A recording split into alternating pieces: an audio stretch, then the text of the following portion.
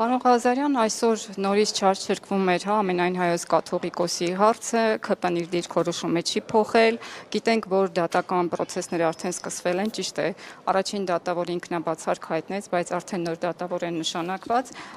ինչպիսի սցենար եք կանխատեսում, ամեն դեպքում նոր նշանակված դատավորի մասին ևս դրական արձագանքներ կան։ Գիտեք, ես կարդացել եմ մեր ճանաչված իրավաբաններից մեկի մի գրառում, որը ներկայացրել էր դատավորի ինքնաբացարկի օրինակելի ձև, որ ցանկացած դատավոր կարող էր իր տվյալները լրացնել եւ այդ հիմքով բացարկ հայտնել։ Որն է այդ բացարկի հիմքը, որ կարա ցանկացած դատավոր անի, որ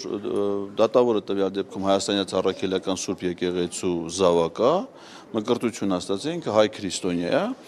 իսկ ամենայն հայոց կաթողիկոսը հոգևոր հայրն է եւ առաջնորդն է այդ եկեղեցու։ Հետեւաբար ոնց որ կենսաբանական հոր նկատմամբ մարդը ունի կաշկանդվածություն եւ որևէ դատավոր օբյեկտիվորեն չի կարող դատել իր ծնողին, նույն տրամաբանությամբ որևէ քրիստոնյա դատավոր չի կարող հանձն առնել դատելու իր հոգևոր հորը։ Տեսեք, եւ քրիստոնեության մեջ այդ խորհուրդները պատահական չեն, ասենք օրինակ իմ զավակները մկրտված են։ Նրանք իմ կենսաբանական զավակներն են, բայց մկրտության պահից նրանց կնքահայրը նրանց հոգևոր հայրն է։ Եվ մենք նրա ասենք մեր քավորին, որ ծննդյան օրը զանգում շնորհավորում ենք, հենց այդ խորհրդով ենք, որ նա իմ զավակների հոգևոր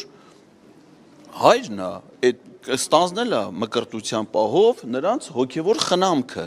Մկրտությունը խորհուրդ ունի, չի, ասենք կարող է կենցաղում շատերի համար դա ուղղակի լավ արարողություն է ընտանիքով հավաքվելու նշելու, բայց դա ընդհանրապես այդ խորհրդին հաջորդող արարողություն է։ Մենք որպես քրիստոնյաներ առաջին հերթին այդ կարգերի խորհրդով ենք առաջնորդվում։ Հետևաբար ես կարծում եմ, որ Հայաստանում իմ տպավորը, քանի որ մեր ժողովրդի մեծամասնությունը հայ եկեղեցու է դավանում, կարող են հանգիստ բացարկ հայտնել իրենց հորը չդատելու համար։ Ես կարծում, չգիտեմ, դա ամեն դատավոր ինքնուրույն կայացվելիք որոշումն է, ես իմ մշակույթի իմաստով եմ դա ասում։